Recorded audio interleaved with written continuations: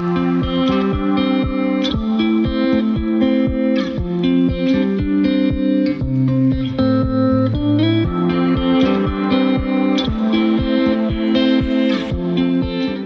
right, here we go. Hi, everybody. Hi, Stacy. Hi, how's it going? I am doing great. So let me just get started here. Today, you guys are in for a treat. I'm going to share with you this beautiful young lady who has gone from being a young single mom who was overweight, making some wrong decisions, living a party life.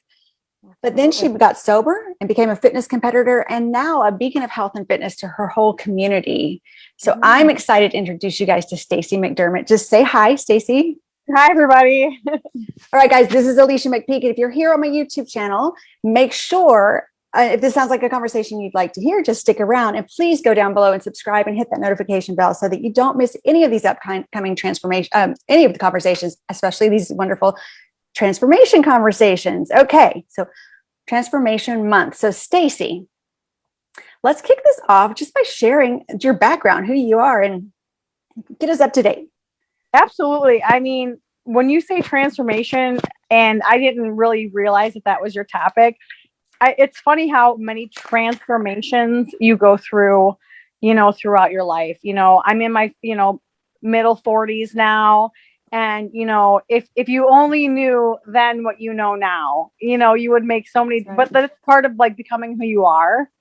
And like you said, I have one daughter. She's 26 years old. I had her when I was 20. Her dad and I were high school sweethearts. We weren't ready to get married. Our family was kind of pushing it, and we ended up splitting up at like 22 years old. And I started to party a little bit because, I didn't have, that other person. My daughter was gone a little bit with her dad once in a while.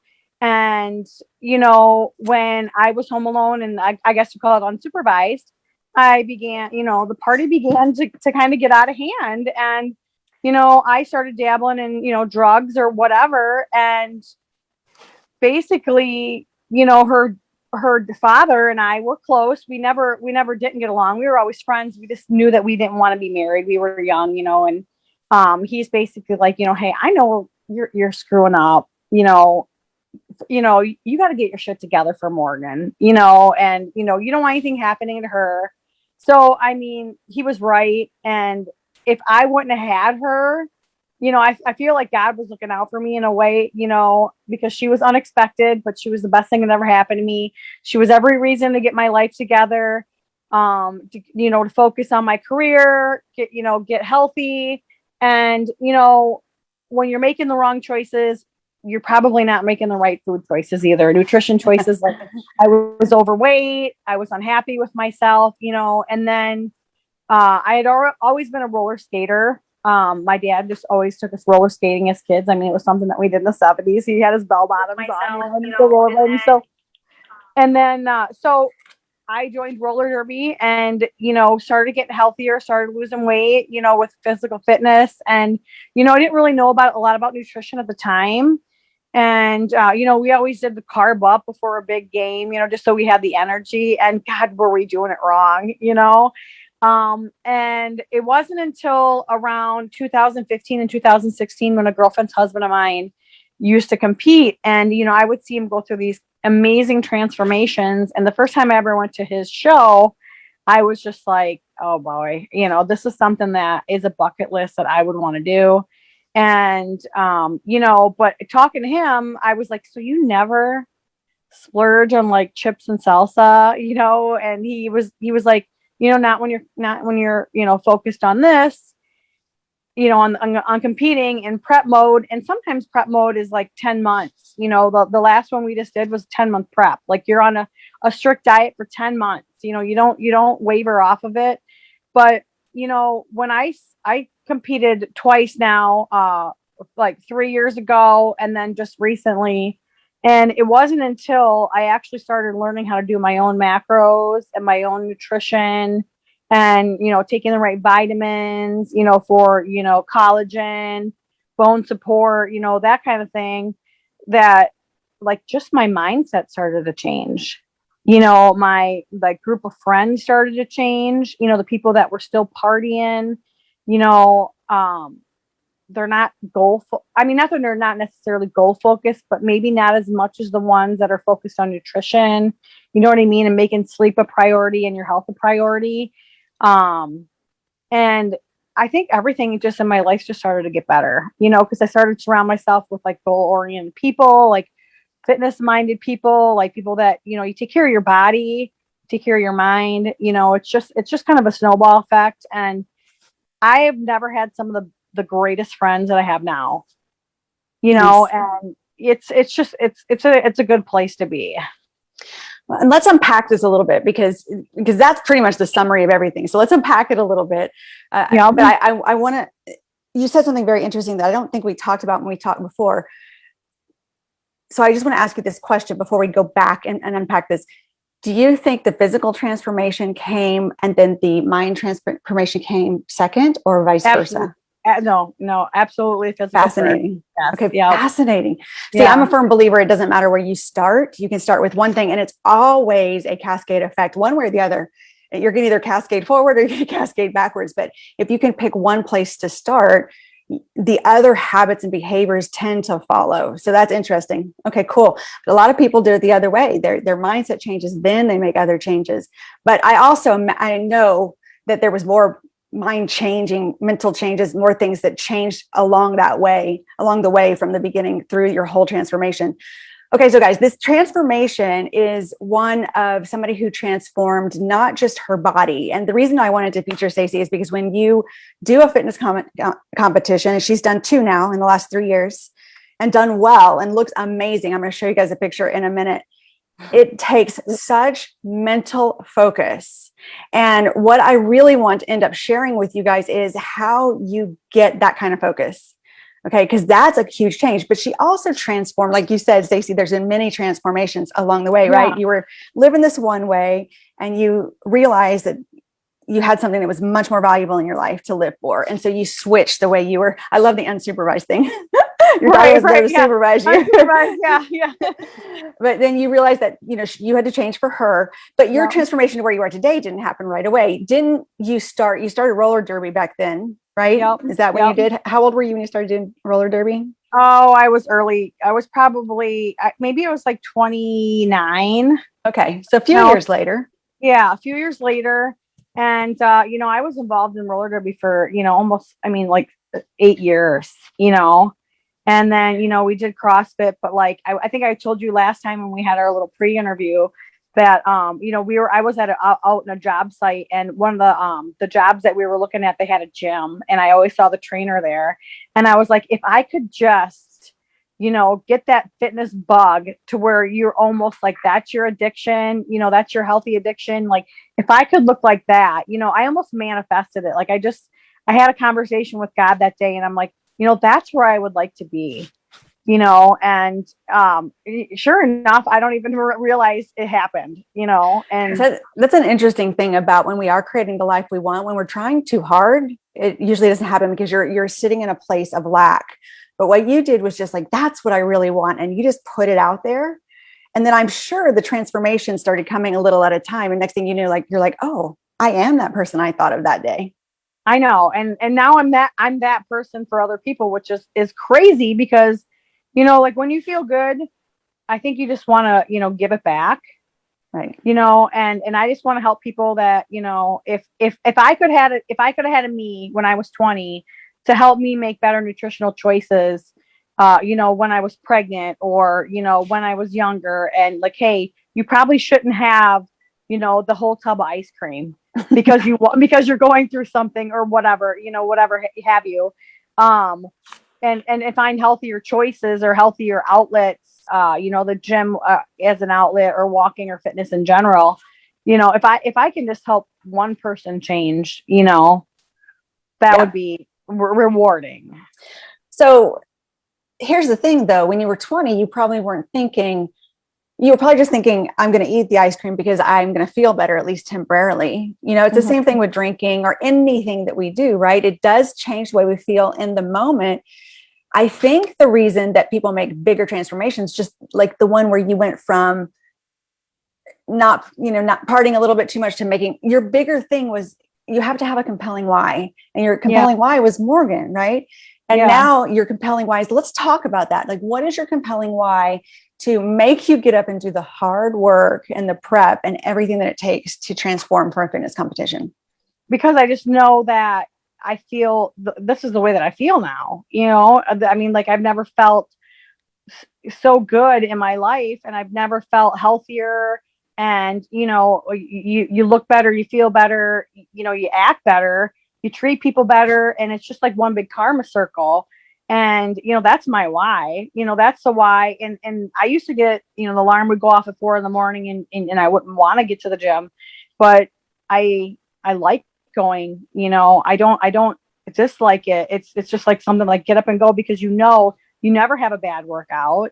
And I watch a lot of inspirational people too. And I just before, between our last conversation, I heard something and it totally made sense. And I've been writing some diet plans for some friends of mine to try and help get them on track. And I've been trying to meet some people in the gym and just give them a tutorial how to use the machines and stuff. And my one girlfriend struggles with diet pretty big time. And I don't know if you know who Jay Shetty is. I just heard him say this week. He said, we have this association with getting up to go to the gym because we don't want to do it, right? So it's the pre feeling that you get before you do something. So what you have to do is disassociate the feeling beforehand. And like I told her, and like he says, when you think about like having a burger and fries, you think about the feeling like, hey, I really want that burger and fries, or I really want that ice cream cone, because it's going to be rewarding. But then the after effect of not eating healthy always comes afterwards. And then the feeling of not wanting to go to the gym because, it's a negative feeling. You have to connect with the feeling that you do after the act. Right. So like after working out, you're going to feel good, but you have to think about the act. And then if you're not going to feel good after it, then you have to disassociate with it. And that was huge. And I said that to her. I'm like, so when you want to drive through Culver's, disassociate how you're going to feel beforehand and associate with how you're going to feel after it. And I was Exactly. like, God, that's great advice. And I call that thinking it all the way through. So you think it all the way to the end. Yes, it's going to momentarily give me this relief feeling, but then on the other side of that, and then you did it for the gym perspective too. So yes, I don't feel like getting up right now or going to the gym, but I know if I do, I'm going to feel better after. So that's perfect, a perfect analogy. So you just have to think the thought all the way through. So it doesn't matter. Go ahead. That's a great point. Think it all the way through. And that's the reason that you keep doing it. That's you know right. what I mean? Like think it all the way through. Like don't give it up. Like if it makes you feel better and your life is only improved because of these acts that you're doing, like eating right, like working out and, sharing all that, like just keep doing it. All right. So let's go back though, because most people all they do is the thing that makes them feel bad, and they don't do the thing that's going to make them feel good. So they don't have an association. Okay. So I know you were working out before you started competing. However, were you working out as consistently back then before you started? No, I was just doing CrossFit, like a few days a week, Okay. So it wasn't quite the same. So what was your compelling reason? So here's what I'm trying to get to. And I'll share my perspective on it, but I want to hear from you. What did you think to yourself in the beginning, before you got that body, before you did the competition, before you had the reward at the end? What did you think every day? What was the thought process to get you started, to keep you moving? I just wanted to make myself proud. That's nice. I wanted to push myself, and I wanted to, it was a bucket list. I wanted to push myself. I wanted to push myself out of my comfort zone even more so. And I knew that being up on stage was going to be very intimidating. And, I'm trying to do that more and more. And I think I said that to you last time, was that if I'm uncomfortable with it, like that's the only way I'm going to grow. So if I'm uncomfortable with something in my career, I'm going to go for it. If I'm uncomfortable with something, like going out to dinner by myself, like you just have to push yourself out of these comfort zones, because then that's the only way you're going to grow. So I just want to keep growing and getting better and being a better human. And I think that's what, that was my why. It scares you, do it. And I've told friends that too, like I have a girlfriend that's back in school right now, and she's like, you're the person that what you said one day in the gym made me realize that, if it scares you, that's the reason why you should do it. And she's like, and so that I enrolled, and I was like, that's awesome. That is amazing. It's a great personal philosophy. So what that is, guys, is that is Stacy's personal philosophy, which dictates everything that she does in her life, which is an amazing, amazing personal philosophy to have. So I think I'm gonna back it up just a little bit for people who are having trouble even getting started at all, okay, and who don't have a personal philosophy like that. I'm gonna talk about the dopamine reward system. Every time you work out, Stacey, you get a dopamine reward, and it's not even just the working out. It's thinking about it's all the way up to the workout and the completion afterwards. So you feel great afterwards. It's the thinking about, I know I'm going to feel great afterwards. Okay, so it's all the way up to it. So if you guys can start with rewarding, you got to have your reward be in the act of getting there, not the end result. Okay, so every day, does this make sense to you, Stacy? Tell me if Sure, it does, because it's got it. Absolutely. So every day you get up, and your reward has to be in that thing. It can't be on, I'm going to look great in 10 months from now, because that's not going to get you there, and it's not going to sustain you. You have to have reward in the doing of the ultimate accomplishment. And that is actually like I'm going to use a drug addict now. So a drug addict, yes, they use the drug and they do have it change, but it's all about the prep up to using that drug that really drives them. It's all it's the thinking about it. It's getting it. It's everything before actually doing it. So if you can make that work for you, in the case of doing something like this, transforming your body, transforming your life, if you can make the getting there the reward, then it's going to work for you and it'll keep you going. Yeah, absolutely. Like when people ask me about, wanting to go to the gym just to lose the weight for like a vacation or something like that, that's great, but I don't think that's the right idea. I just think, baby steps, slow wins a race. Like you said, you're not going to transform your body in 10 months. Some people are not, it's a lifestyle. It's something that you should adapt for the rest of your life, a health change. When it's changing who you see yourself as in your mind.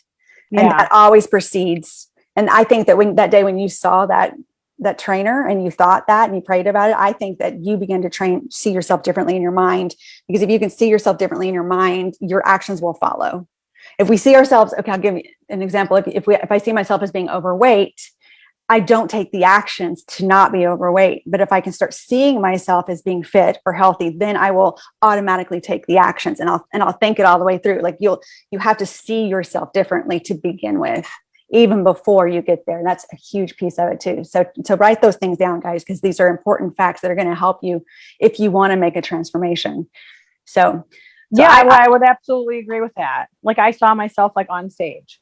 Absolutely. When I decided to do it, like it was a year of prep or whatever, but yeah, I absolutely, I had to bite the bullet, hire the trainer, and all that. And it was like 10 months of prep. And, I absolutely did see myself, on stage, and, I wouldn't even want to share my before picture with you because it's just embarrassing to me. Yeah, I noticed I didn't get a before picture. Yeah, no, and I should have, but I didn't. But yeah, it's crazy. Yeah. But yeah, that's a great point. You have to see it. You shouldn't see yourself as overweight, or you shouldn't see yourself now. You should see yourself as the goal, and just eat it. Yeah. Don't expect it to happen overnight. Right. And then make the incremental changes. So I'm going to go real basic. If you want to say you want to run a marathon, you've got to start, like they say, even start by putting your tennis shoes by the door. Like every little thing you do moving you forward, if you look at that as an accomplishment, and again, about that dopamine reward system, that's going to reward you, and it will keep you making the next step and the next step and the next step. Yeah. Yeah. I mean, and with my diet clients too, they're like, hey, I cut out pop. I'm cutting out soda. I'm cutting out carbs. I'm like, oh, slow up. Like, we haven't even done a diet for you yet. I'm like, first of all, you're only going to cut one out, I'm like, maybe let's just start with sugar, and like one pop. Like if you take all those things away, you're going to fail. That's right. And the same thing you said about the losing weight for a vacation or something. I've been in this industry for 25 years. Anytime anybody has come to me wanting to lose weight for a vacation or in a reunion or whatever, I already know that they may get there, but it's not going to be sustainable. They will not keep the weight off. They will not, unless during that process, I can help them change the way they think about themselves. Yeah. The mindset. Yep. 100%. Exactly. This is a lot of fun. I love this conversation. Okay. So let's see where we can go from here. So let's talk about a woman. Let's talk about you, because you're unique. I mean, roller derby, that's a tough gig right there, right? And then the industry you're in now. Now, I know you went into dental assisting. You want to kind of share that all the way to where you are, like what you do now, just to kind of give people an idea about who you are. I went to, you go to high school. My dad's like, just pick college. I didn't really want to go to college. I picked a 2-year program and I did dental assisting for 7 years. And I bought my first place, and being a single parent, my dad helped me flip it.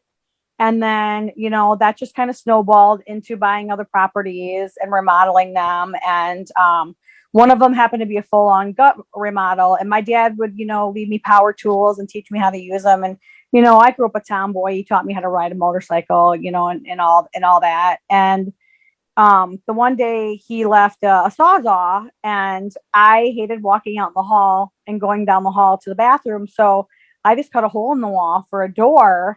And he was like, whoa, wait a second. What are you doing? You can't just cut openings and door and walls and stuff like this. Like, I'm going to teach you, all the tricks of the trade, because he was a licensed plumber. And, we gutted the bathroom and remodeled it. And I said, I think I want to do this. And he's like, do what? And I'm like, plumbing. I think I want to do construction. And he's like, no, I don't.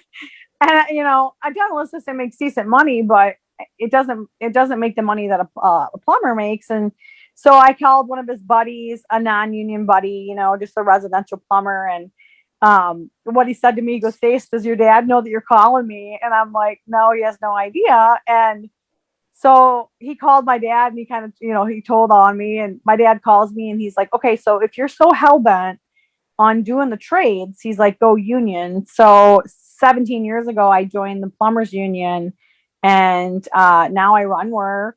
And, I went from like apprentice to journeyman to foreman to superintendent to estimator. I'm basically climbed all the way up, being a female in the industry. And, I have 3 licenses, and so it's been interesting, and it's been physical. And I noticed that, my job is easier, when you're obviously in shape. And I think it goes the opposite way around, when it's a male dominated trade. And when they get older, they get out of shape and they get, overweight. And I see a lot of guys struggle. Wow. So being a woman, and I happen to know because of our conversation, you were the only woman in your shop. And what did that feel like, walking into your shop for the first time? Oh, you just have to always prove yourself. You always do. And, that was the other thing with the competition, was just proving something to myself, and, I always set myself up to prove myself wrong, or to prove it to myself, maybe more is a better answer. So, and I know that now that women can do the job, right? Women can do the job right alongside men. And they can do any construction job, as a matter of fact. I don't know, a lot of women are intimidated by it. It is a tough industry to be in, because it is a brotherhood. But if you just kind of don't just have the attitude that you're not going to put up with a bunch of shit, and then you'll make it, and it's a good living. I mean, don't get me wrong. You could make over 6 figures if you wanted to. Wow. The side work and helping friends and, all that. I mean, it's a good living. Yeah. Well, the reason I bring that up, though, is because when you're competing the way you are, you're in the big boy side of the gym. And so what I want to bring out here is, what should a woman say to herself to go pick up the weights over on the other side of the gym? Just do it, because everybody's a beginner. I was just telling somebody last week, like, I've fallen off of equipment before, because you're trying something new, or, you're trying to add just a little bit heavier weight or something like that. Like, I've rolled off balls before, fallen off benches, missed box jumps, all the things. Like, don't be afraid to be a beginner, because legitimately everybody is a beginner. And, it breaks my heart when you see people in the gym that want to kind of whisper, or they want to, they want to be, kind of negative towards somebody else trying to better themselves, because it takes enough courage to get in there themselves. And, I just want to be a positive influence, so if I seen somebody struggling, I would most definitely help them. But people think, don't be afraid to be a beginner. You only get better. Yes, absolutely. And most of the time people aren't looking at you. However, if you are feeling a little uncomfortable, I know you hired a trainer once you were going to compete, but hiring a trainer, up leveling with hiring somebody is always a great idea too. Yeah, absolutely. And, I know proper form, and I've had gentlemen try to correct me on my form, and I'm kind of like, okay. And most of those guys are doing it wrong. Yeah, right. They are. And, they're like, you don't have to like go all the way through that motion. And I'm like, okay, thanks. And I just say thanks, Yeah. and I'll just keep doing my thing. Yeah. I see so much bad form in the gym. I know. And you're like, oh, your back's going to hurt later. Oh yeah. Or you're going to ruin your back and you're not going to do this anymore. Right. Okay. So let's kind of, I don't want to keep you all day. I love these conversations. I love what you've done, but I want to kind of bring it forward with, you talked in the beginning about how your whole world changed, and it is an absolute necessity. The things that you've talked about is you have to change, see yourself in it in your mind first. You have to make the reward as the process, not the end result. But you also have to change your environment and your habits too, of course, but your environment. So you want to share a little bit deeper on that? Yeah. I've actually, everybody has their friends, either they're a different group of friends, and I won't ever say that they're not my friends anymore, but I know that when, you tend to hang out with people that aren't making the healthiest choices, it has a negative impact on you. And when you surround yourself with positive people that feel good, and a lot of times when you're choosing to invest in yourself, it just like radiates. And so like when I choose to hang out with people that invest in themselves, and it just has made everything, my whole circle better. Right. So you have to do that. You have to do that for yourself, because it's huge, because you can't hang out with, like my dad used to tell me when we were little, you can't hang out with pigs and not expect to get muddy. I don't think you're going to say smell, but same thing. Smell. Yeah. So like maybe it's a little cleaner, but yeah. And that's 100% the truth. If you're hanging out with people that are making the wrong decisions, you're probably going to make them. If you're hanging out with people like the right ones, it's just going to affect you, in a positive manner. That's right. Well, you're only going to be the sum of the 5 closest people you hang out with. You're not going to be better. People are only going to bring you down. So you have to be around people who are better than you if you want to up level. So it's an absolute necessity. Absolutely. Yeah, I completely agree. And then in this process, you changed. I mean, everything changed for you. And I'm sure you've gained a lot more confidence. Yeah, I'm pretty sure you were pretty confident before, but I think you probably gained a lot more confidence. Yeah. Yes. Yeah. Oh yeah, absolutely. I mean, like I'm not a model by any means, but I work out in my sports bra, and I'll train people in my sports bra. And, even if I'm a little bit fluffy, even if I'm like in a little bit of a bulk season, like it doesn't even bother me anymore, because I'm just confident in like who I am, and knowing that if I wanted to get, like bikini lean, I know that I could just switch my mindset into doing that, so it's okay if I get a little bit chubby, or it's okay if I put on some extra fluff for the wintertime, or, my jeans are a little snug, and it doesn't bother me, because I'm confident in like the person that I am. And it's amazing, how much more confident we get as you get older, and the person that you are. Like you wear makeup less, and you're trying to impress people less. And it used to take me, hours to get ready when I was younger. And now I'm like out the door in 15 minutes, you're like, this is who I am. Like what's more important than my looks is my heart and what I give back to people, And that's what's beautiful, honestly. Yeah. Okay. So, but for you people ladies who are either younger and don't kind of get this philosophy yet, or you really want to make a change, there's a couple things here that are going on. One is, Stacy, it's a muscle that you actually exercise. You get better at being able to flip that switch the more you do it. Okay. Because it both physically and mentally. So that's one thing. But also, I want to tell you the most important thing you can do as a person, but I'm talking to women right now, is women, because women lack confidence. Like, I can't remember what the statistic is. It's like 80 or 90% of the women are walking around without self-confidence, right? So it's a horrible statistic.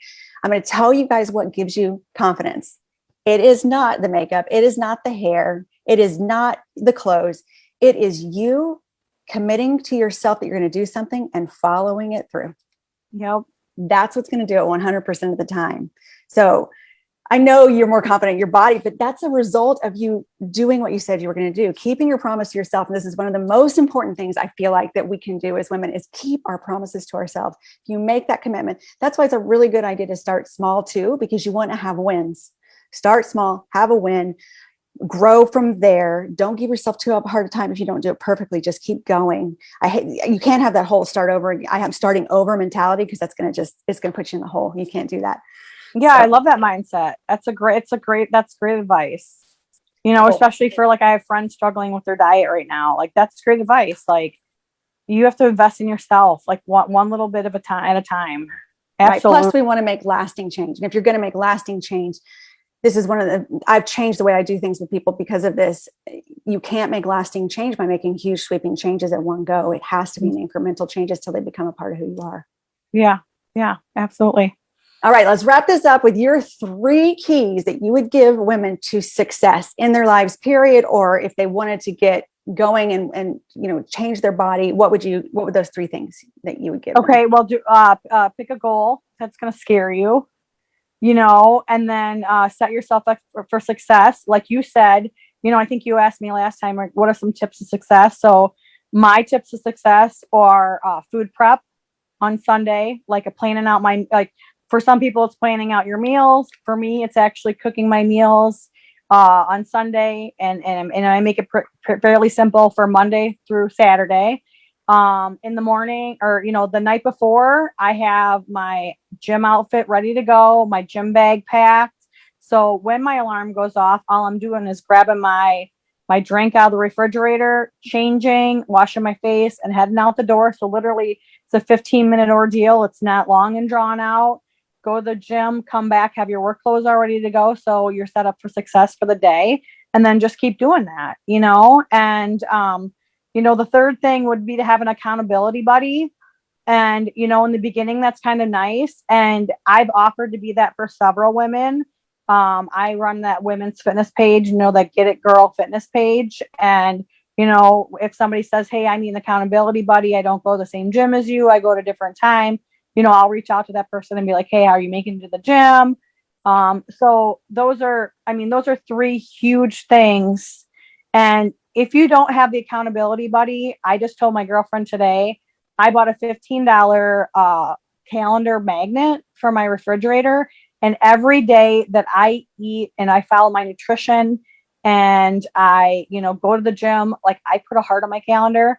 So I said to her, I'm like, if you, I know you're going to mess up in the very beginning, but, every morning that you follow the diet the night before, put a heart in your calendar so you can see how often you're messing up and you can see how great you're doing. And then at the end of the month, you can say, oh, I only messed up 4 days this month. And then maybe next month it might be 3. That's right. That's perfect. And you don't need, like you said, you don't need to be strict. 80-20 rule on the diet. It doesn't have to be rocket science, Right. Yeah. Great advice. But you know what, Stacy, you just mentioned all the boring, unsexy, daily incremental things that you have to do to reach the big goal. So then you feel amazing, beautiful, and sexy, but it's all those daily little things that you do day in and day out that make the big impact. Yeah. Like, looking good is just the bonus that comes with it. And, I think the bigger part of looking good is feeling good. And then wanting to make others do the same. All right. So you have anything else before I wrap it up? Nope, that should be it. Thank you. I loved it. This is awesome. I'm going to watch your channel more. Definitely. Amazing conversation. Thank you. Please, everybody who is here, definitely share this with other women. Our whole goal here is to help women be able to get the tools they need to transform their lives and just celebrate other women. I love celebrating women who are successful. To celebrate other women who are successful brings all of us closer to being more of who we're meant to be in this world. So definitely do that. And Stacy, is it okay if people like drop a comment down below or something if they want to be a part of your group? Can they do that? Yeah, I didn't ask you about that. Yeah, Okay. it's public. Yeah, they can. I Okay, think you can perfect. even add them. It's a public Facebook page. Okay, Yep. good. So if you want to be, either reach out to me or drop a comment down below and we will get you added. All right, guys. So go right now.